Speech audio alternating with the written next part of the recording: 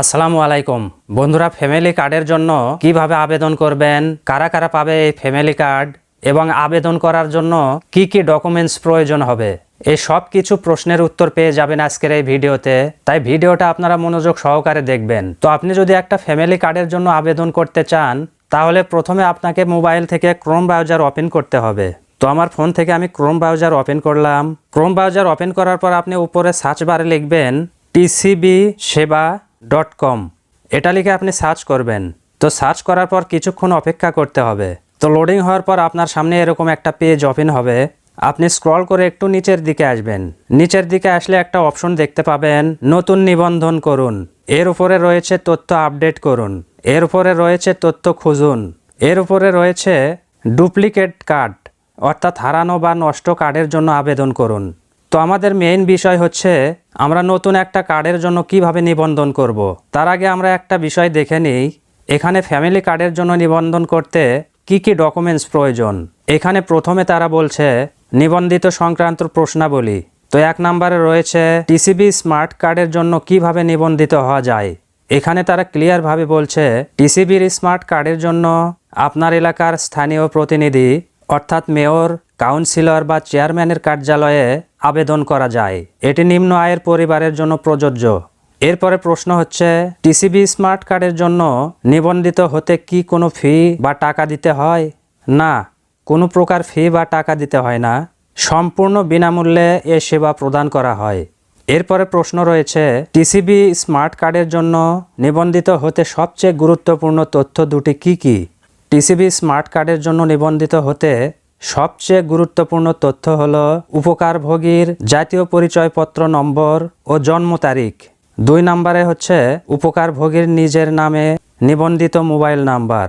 এরপরে প্রশ্ন হচ্ছে এক পরিবারের কতজন টিসিবি স্মার্ট কার্ডের জন্য নিবন্ধিত হতে পারবে। এখানে তারা বলছে এক পরিবারের জন্য একজন টিসিবি স্মার্ট কার্ডের জন্য নিবন্ধিত হওয়া যাবে। এরপরে সর্বশেষ প্রশ্ন হচ্ছে টিসিবি স্মার্ট কার্ড কখন এবং কোথা থেকে সংগ্রহ করা যাবে। টিসিবি স্মার্ট কার্ড ডেলিভারির জন্য প্রস্তুত হলে কার্ডের জন্য নিবন্ধিত করার সময় প্রদত্ত মোবাইল নম্বরের মাধ্যমে কার্ড বিতরণের স্থান, তারিখ ও কোড জানিয়ে দেওয়া হবে।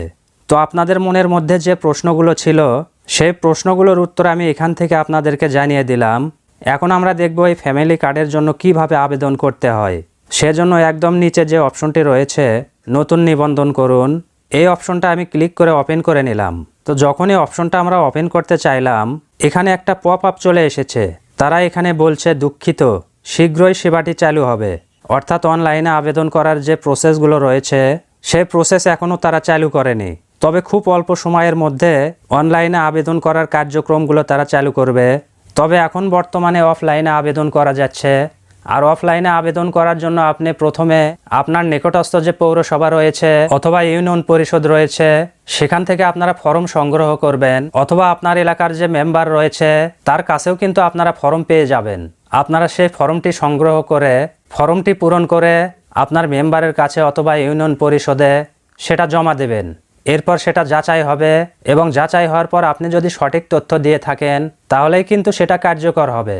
তবে এখনও সম্পূর্ণভাবে এটা কিন্তু চালু হয়নি, মাত্র কয়েকটা জেলায় শুরু করা হয়েছে এই কার্যক্রম এবং এটা কিন্তু আস্তে আস্তে সব জেলায় শুরু হয়ে যাবে এবং অল্প সময়ের মধ্যে আপনারা অনলাইনেও আবেদন করার প্রসেসগুলো পেয়ে যাবেন।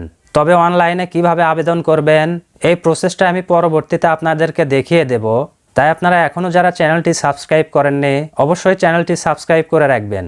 আর ভিডিওটা ভালো লাগলে অবশ্যই একটা লাইক দেবেন এবং ভিডিওটা বেশি বেশি করে আপনার বন্ধুদের মাঝে শেয়ার করে দেবেন। তো আবারও দেখা হচ্ছে পরবর্তীতে নতুন কোনো একটা ভিডিও নিয়ে।